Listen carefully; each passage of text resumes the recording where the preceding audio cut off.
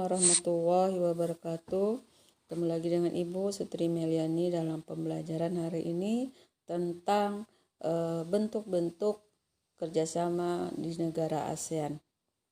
Nah, untuk bahasan ini silahkan dilihat di LKS dan di bukunya tentang bentuk-bentuk kerjasama ASEAN. Ibu secara singkat saja, yang pertama bidang pendidikan.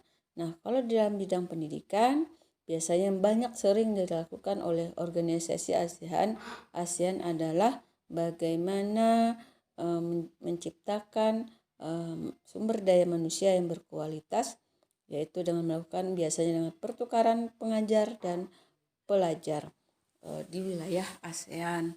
Kemudian bisa juga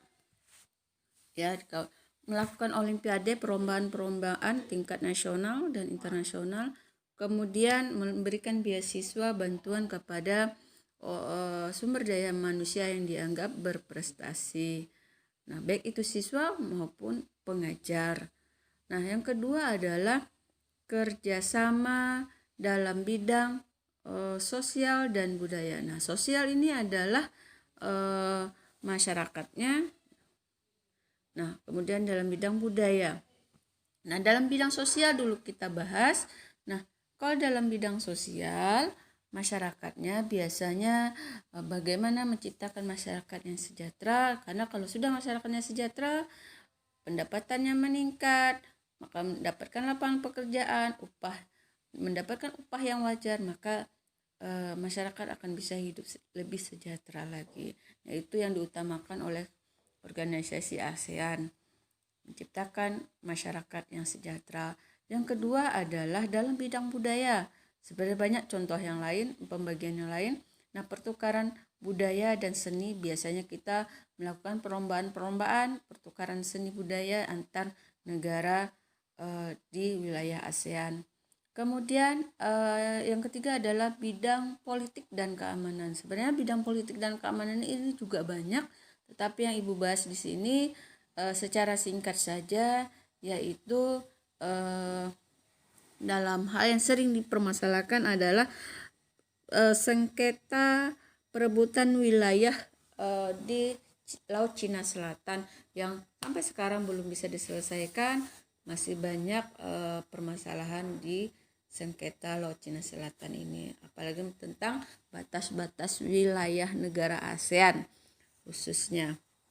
Nah, kemudian yang kedua pemberantasan tingkat kejahatan di wilayah ASEAN, misalnya masuknya terorisme, obat-obatan terlarang. Nah, itu juga dibahas di organisasi ASEAN, bagaimana penyelesaian solusinya untuk wilayah negara Asia Tenggara. Kemudian dalam bidang ekonomi.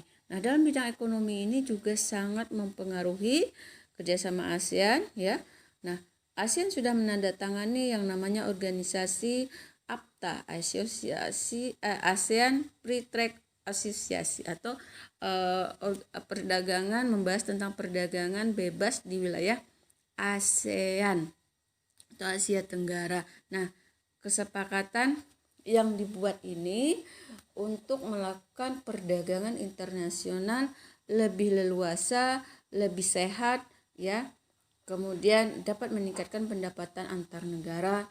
Kemudian kita juga melakukan kerjasama dalam bidang usaha, dalam bidang industri dan perusahaan-perusahaan yang ada di kawasan Asia Tenggara. Dan ini juga sangat meningkatkan keharmonisan dalam organisasi ASEAN. Nah, Ibu rasa cukup. Masih banyak lagi yang ingin Ibu sampaikan. Ibu rasa cukup. Terima kasih. Mudah-mudahan ada manfaatnya. Ketemu lagi di pertemuan selanjutnya. Wassalamualaikum warahmatullahi wabarakatuh.